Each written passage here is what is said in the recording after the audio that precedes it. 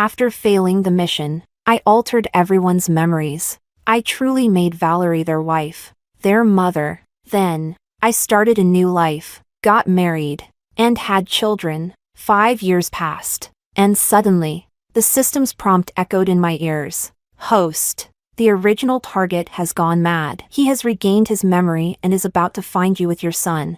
Turning around, Clark and his son were blocking the entrance to my studio, their faces filled with gloom. Why did you leave us? Why does everyone say our wife, mother, is Valerie? Chapter 1. The system prompt sounded just as I was on the phone with my precious son. Russell said that today, the teacher taught them how to make bread. He secretly brought one home, wanting to give it to his mom. On the other end of the line, Eden pretended to be angry. Why not give it to Dad? Dad can also eat it, but Mom has to eat it first. Russell's voice was sweet and tender, and I couldn't help but laugh. The smile had just appeared on my face when suddenly, a familiar system prompt echoed in my ear. Warning, warning, the target is out of control. The system's tone was full of regret. Host.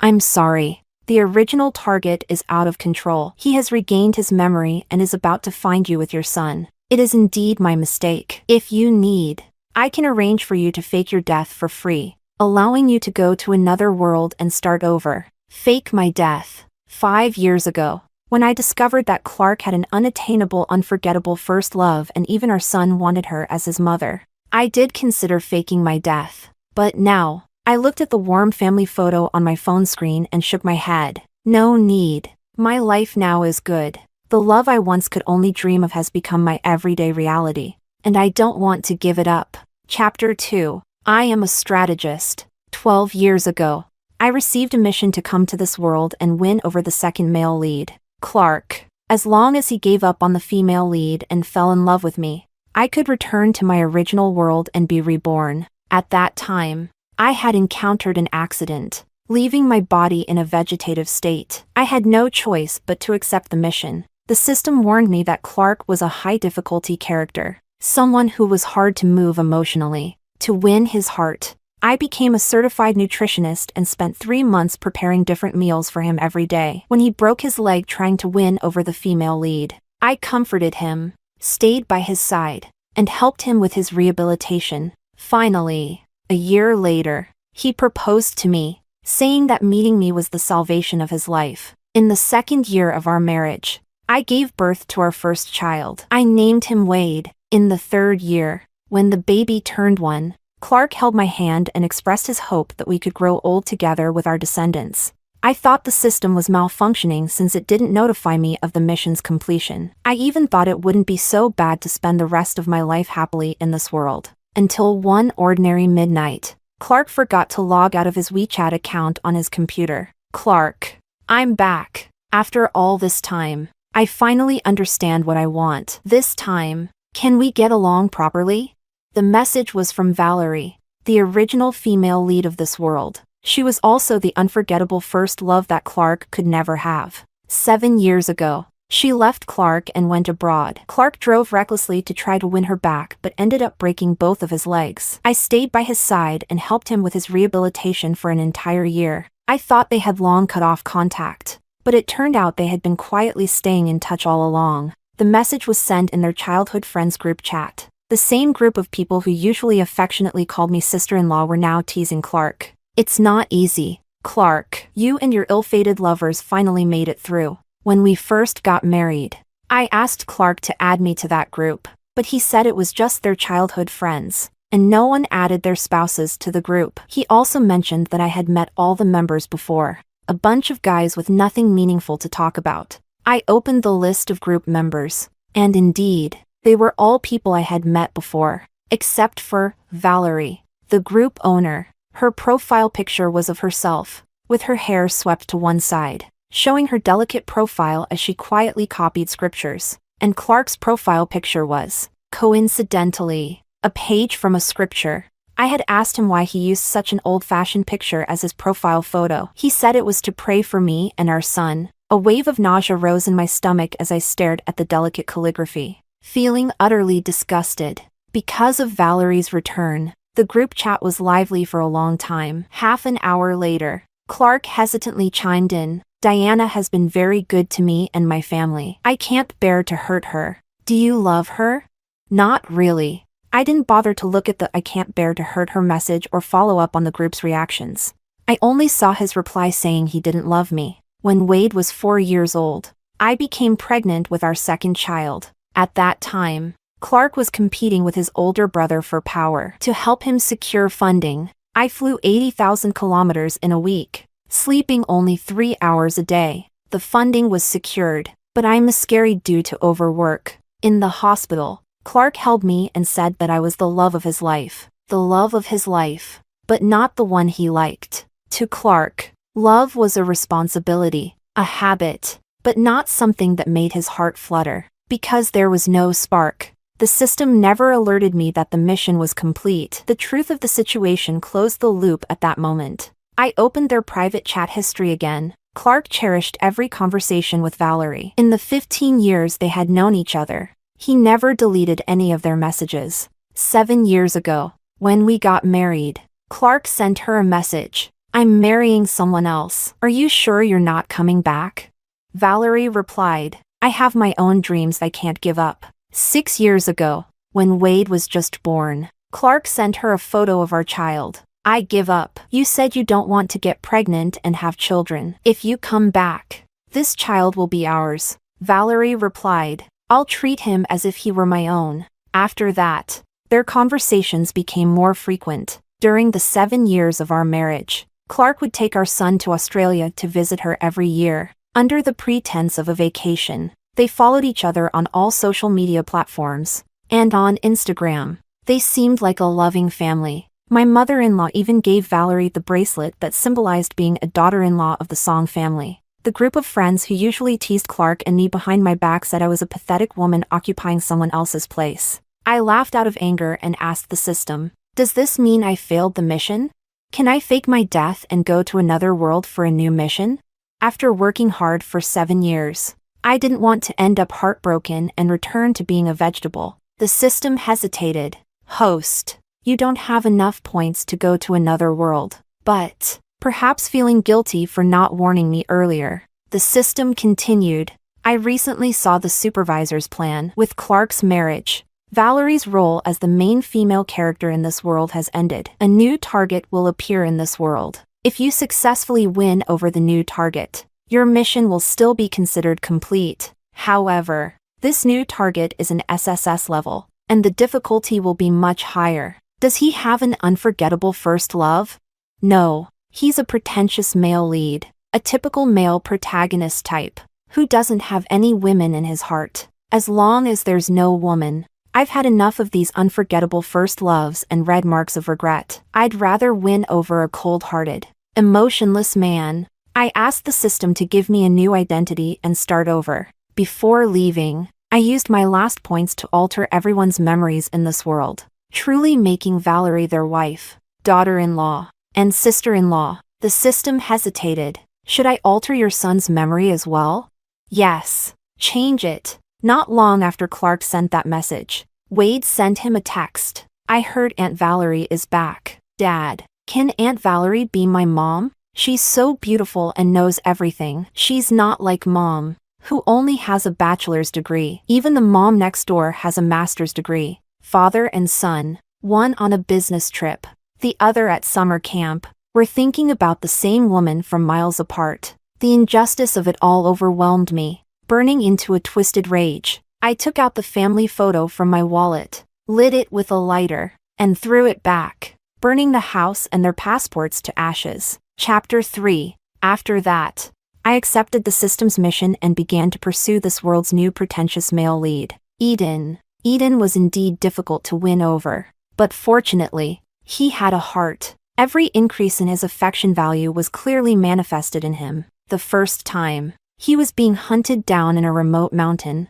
and I saved him. He said, apart from money, I won't repay you in any other way. But there was no signal in the mountains. The next day, unable to make a transfer on his phone, his affection value forcibly increased by 10%, and he ended up chopping all the firewood in my yard. Later, I took a bullet for him, and his affection value increased by 30%. Although he knew I did it on purpose, he still used all his resources to bring the culprit to justice. When his affection value reached 80%, he proposed to me. He said, "Diana, I know you may have other motives, but I don't care. Marry me, and I'll help you achieve everything you seek." We got married and had children. Being with someone who truly loves you makes everything seem easy. In a moment of deep affection, I asked Eden, "Why do you love me?"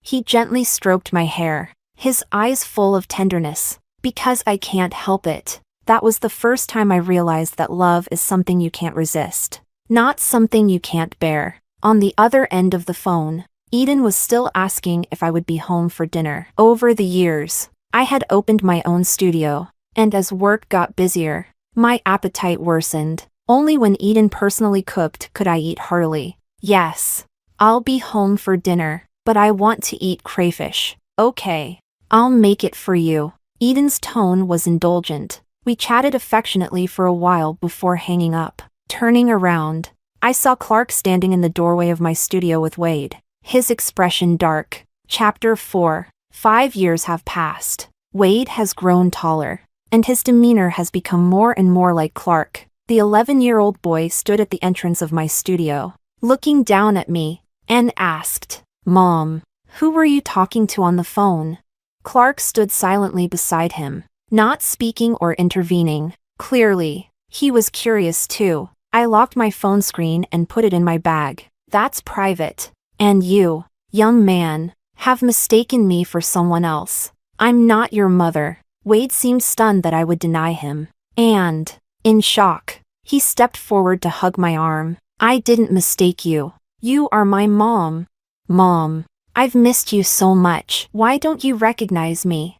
As he spoke, tears welled up in his eyes, and he began to cling to me, acting spoiled. 5 minutes passed, and I remained unmoved, even showing a hint of impatience in my expression due to his persistence. Finally, Wade couldn't take it anymore and snatched my bag, desperately searching for proof that I was his mother. He opened my wallet, but the photo inside was no longer his. He unlocked my phone, but the lock screen password was no longer his birthday. From the moment I decided to start a new life, I erased all traces of him and Clark, even his chromosomes. I had the system change them to Valerie's. There was no evidence left that could prove I was his mother. All the relatives, friends, and even the whole world would only remember that the daughter-in-law of the Song family was Valerie, and I was nothing more than a stranger with no connection. Wade broke down in tears. I put away my bag and looked at Clark. "Sir, you're this child's parent,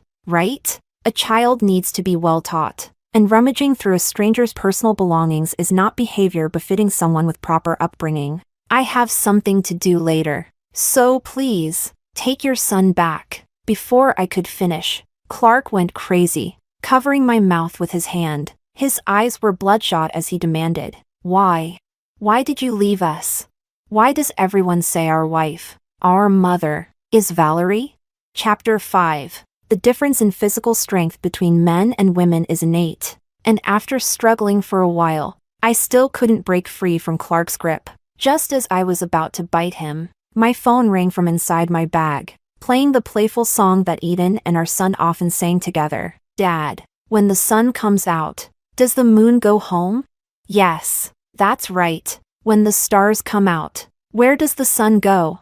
"Up in the sky." The sun, stars, and moon are a happy family. This was a song we sang as a family during this year's kindergarten performance. At first, I didn't want to set it as my ringtone, but Russell, that little rascal, threatened me while lying on top of our dog, Max. He said that if I didn't set it, he would run away from home with Max. I wasn't too worried about him, after all. The son of a pretentious male lead had mercenaries secretly protecting him even when he played in the sandbox. But Max was really old, and I worried about his frail limbs suffering if they were out in the world. Upon hearing the ringtone, Wade, who had been crouching on the ground crying, suddenly stopped, and Clark's face lit up with a strange sense of hope. "Is that the happy family? Diana, you miss us too, don't you? You miss our family. Otherwise, You wouldn't have set this song as your ringtone. I rolled my eyes skyward. I shook my head,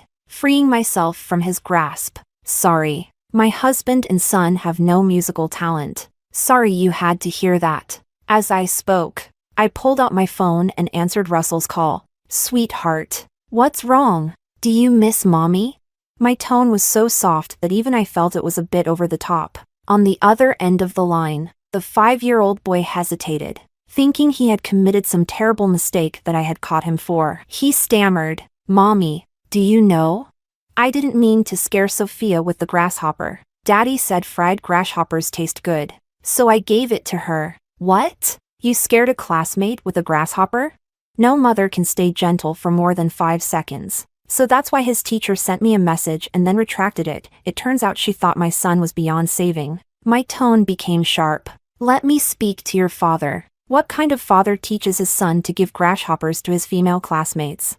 Eden didn't get a chance to answer. Clark snatched my phone and smashed it to the ground. What do you mean by sweetheart? Diana, your husband and son are right here. Chapter 6. The air was still for half a minute as the irritation faded from my face, replaced by cold indifference. Once, I had also smashed Clark's phone. That was when I discovered that he had labeled me as Ms. Diana in his contacts. At that time, he and our son had just returned from Australia. Wade had caught a foreign virus and was burning up with a fever that soared to 40 degrees. Muttering incoherently, Valerie, Valerie. I couldn't quite hear him, so I massaged his stomach while calling Clark. The phone rang. Clark had left it in the garden. I walked over to bring it to him, but then I saw the caller ID, Ms. Diana. I was Ms. Diana, but how could I be Ms. Diana in this phone? Just 3 months ago, I was still wife. Instinct told me the reason for the change was in the phone. I picked it up and entered my birthday, unlock failed. Wedding anniversary, unlock failed. Son's birthday, mother-in-law's birthday, Clark's birthday, all failed. Clark happened to return to the house, and when he saw me going through his phone, his brows furrowed. What are you doing? Our son has caught a foreign virus. The family doctor says we need to get him to the hospital immediately. Give me the phone first. Why did my contact name change? Give me the phone first. In the struggle, I threw the phone to the ground. Why do you take our son to Australia every year? Why can your mother go, your father go, even your childhood friends go, but not me? Why has my contact name become Ms. Diana? Back then, I thought the system had malfunctioned, and I had staked my whole life on this family. For 6 years, every year Clark would take our son on a vacation to Australia. Yet he never once wanted to take me. The vast southern hemisphere seemed to have become a forbidden zone for me. I could go to the UK for negotiations, to France for exhibitions, to Africa for aid work, but I could never go to Australia, and all of this without a single reason. Anxiety and helplessness drained my strength, and I squatted on the ground, crying out loud. Clark walked over to me, looked down at me from above. Diana, stop being crazy. You look ugly. How ugly, you ask?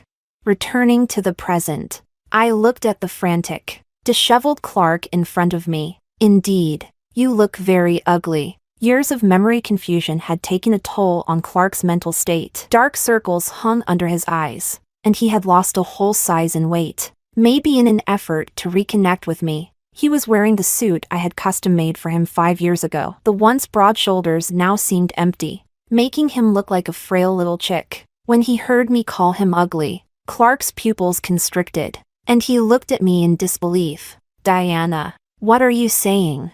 I didn't answer. I simply called the security guards, and as they restrained him, I slipped away. I thank him for teaching me that not all questions have answers. Behind me, Clark and Wade were still shouting, Diana, have you lost your memory too? We really are a family. We really are your husband and son. Captain Wong, the head of the security team, who used to be a mercenary under Eden, slapped him across the face. You're delusional. When I got home, Eden was in the kitchen, shirtless, wearing an apron and cooking crayfish. Hearing me come in, he poked his head out and greeted me with a sycophantic smile. Honey, you're back. I made 3 flavors of crayfish today: garlic, salted egg yolk, And spicy. We've got it all. Russell scurried over to help me with my bag. They both thought the sudden disconnection of the call meant I was angry. The mouth-watering aroma of crayfish filled the air as I walked into the kitchen. Next time, don't teach our son nonsense. You only ate grasshoppers back then because times were tough. Now, with all the pollution, be careful you don't end up with an upset stomach someday. Eden nodded. Got it, my dear wife. Chapter 7. That night, Eden pinned me down on the bed and whispered in my ear. I heard someone was bothering you today. My body tensed up. And no one. I immediately regretted it and wanted to slap myself. Wong is his man. The moment Clark and his son set foot in the neighborhood, he must have known. Eden playfully twirled a strand of my hair. No one? They were just two irrelevant people. I didn't want to worry you, so I didn't mention it. I gave in, snuggling into his arms and trying to make up for it by acting sweet. When I accepted this mission, the system warned me that lying and hiding things from Eden was a grave mistake. For a man who had crawled out of the darkness, the thing he feared most was betrayal. But after 7 years with Clark, I was left with deep scars, unable to fully trust or give myself to any man. Eden's hand moved from my neck to my waist. Irrelevant people. Huh? Are you sure, sweetheart? Because I heard the little one called you mom, and the big one called you wife. His large hand gripped my waist tightly, and he bit down on my collarbone, leaving a mark that was uniquely his. Who were those two people? Had we crossed paths before? These questions had probably been thoroughly investigated by the time Russell called me for the second time. Eden hadn't found anything, but I had instinctively lied, and such a lie angered him more than the truth would have. Buried under the weight of him, emotions surged and erupted in the darkness. He covered my mouth like Clark did, his fingers slightly parted, allowing only muffled whimpers to escape. As the first rays of morning light filtered into the bedroom, Eden leaned down and whispered in my ear, Diana, don't ever let me find out you've lied to me, because I don't know what I might do. Eden loves me, this much the system made abundantly clear. His affection for me stands at 99%, but 5 years have passed, and that remaining 1% hasn't budged. I don't even know what's holding it back. He can trust me with his life, tolerate all my pretensions, and would even die for me, but he just can't fully give me his heart. Without the progress reaching 100%, I can't leave. When I woke up the next morning, Eden had already left for work. On the dining table was my favorite strawberry milk and a somewhat defiant apology note. Last night, I was wrong to bite you, but you shouldn't have instinctively hidden things from me. So, we're even. I don't want to fight with you. I'll bring you some cake when I come back tonight. Honey, don't be mad at me. He even added a little pleading dwarf at the end. Definitely Russell's idea. I could just picture the two of them working together early in the morning to write this note, scratching their heads with worried expressions. All the unpleasantness from yesterday vanished. I put away the note, ready to call Eden and reassure his anxious heart. But just then, my phone suddenly rang. A voice, both unfamiliar and familiar, came through the line. Is this Ms. Diana? Would it be convenient for us to talk? Chapter 8. The voice was unfamiliar because I had never spoken to her directly. It was familiar because, in that night's chat history, I had listened to far too many of her voice messages. In the VIP suite of the Family Kingdom Club, Valerie was dressed in a Chanel suit, her expression gentle. When she saw me arrive, she hurriedly signaled her assistant to help me with my bag. Ms. Diana, right? I heard my husband and son went to see you yesterday.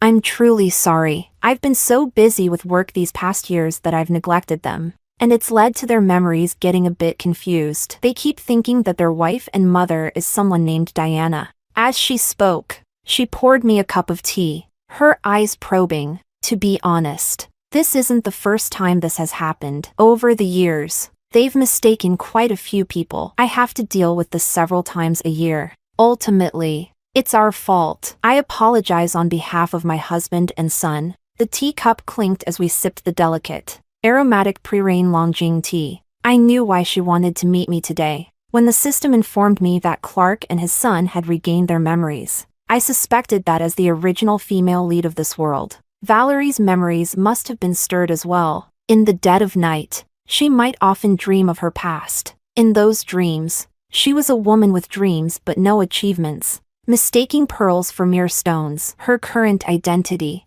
status, and wealth all belonged to another woman. While she was merely the third party in someone else's marriage, she had conducted countless paternity tests, but her husband and son still insisted that their wife and mother was someone else. Over time, even she began to doubt herself. The original lady of the Song family really seemed to be named Diana. I took a sip of the tea and then put the cup down. No need to apologize. I lost my temper yesterday and threw your husband and son out of the neighborhood. If there's nothing else, I'll be on my way. My husband and son are waiting for me. You have a husband?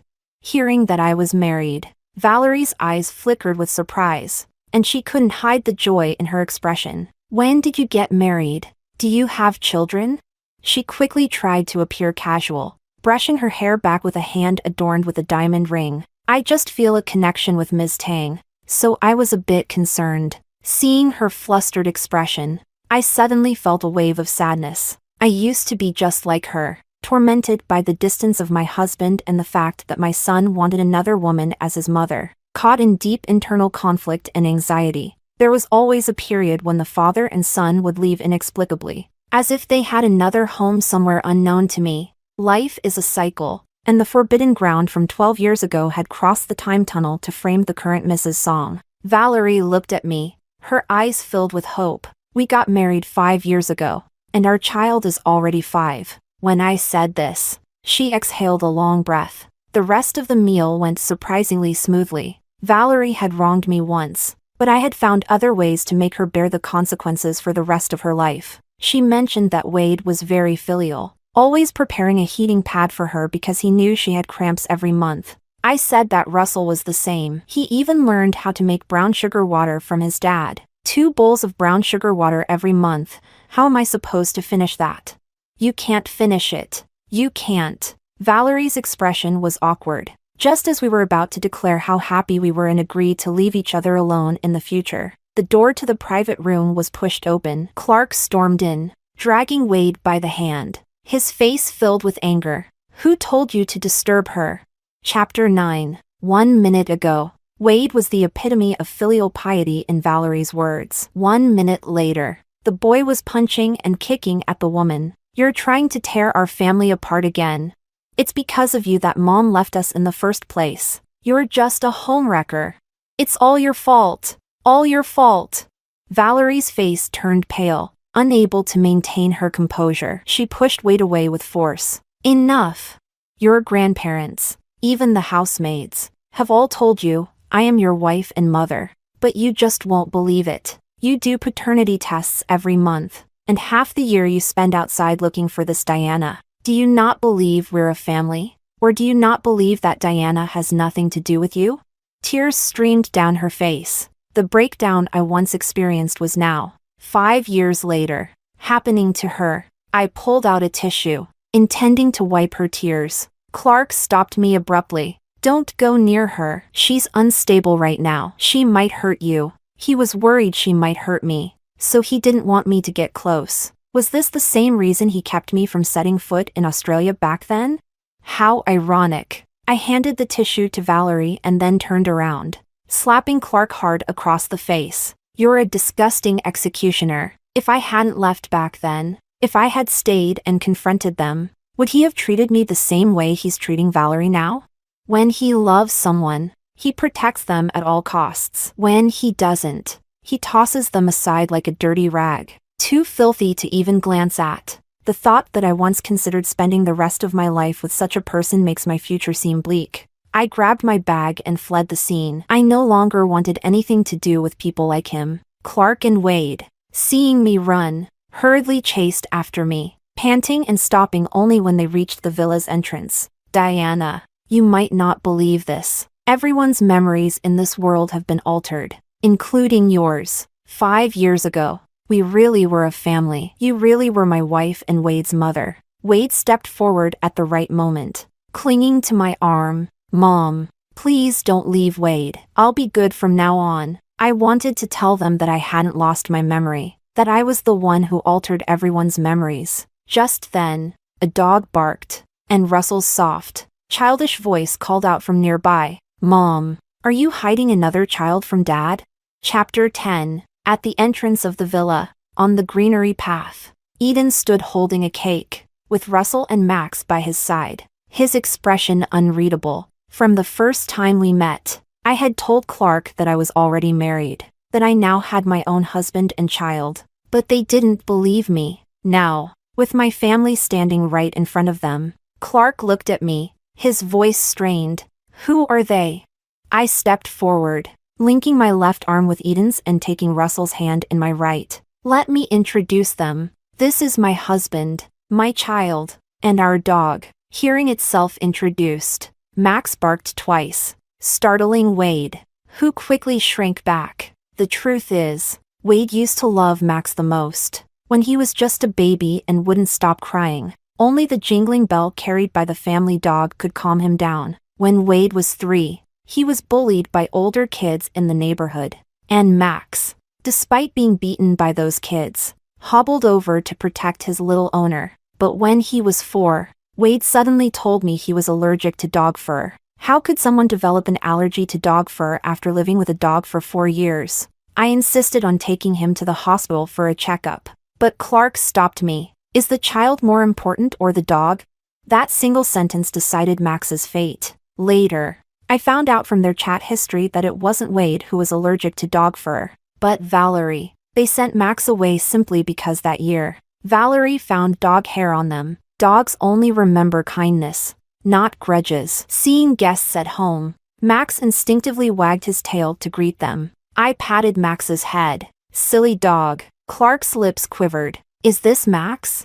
"Yes. I brought him back." Max was the puppy we adopted on our wedding day. Back then, Clark jokingly said that Max was our eldest son, but in front of his unforgettable first love, even our eldest son was just a dog. By now, Clark understood everything. I had brought back our old dog. I remembered the past. I wasn't unaware that we were once a family. I just didn't want them anymore. The dog had left those who didn't love it, found a new family, and gained new loved ones. Clark let out a self-deprecating laugh and, accepting his fate, moved with Wade to the other side of the greenery path, forcing a polite smile. "It seems we really did mistake you for someone else." Wade's eyes widened as if he wanted to protest, but Clark firmly led him away. Chapter 11. 1 month later, Clark sent me a letter. In it, he told me that he had transferred all his shares to me, something he believed I deserved. Valerie, unable to distinguish between memory and reality,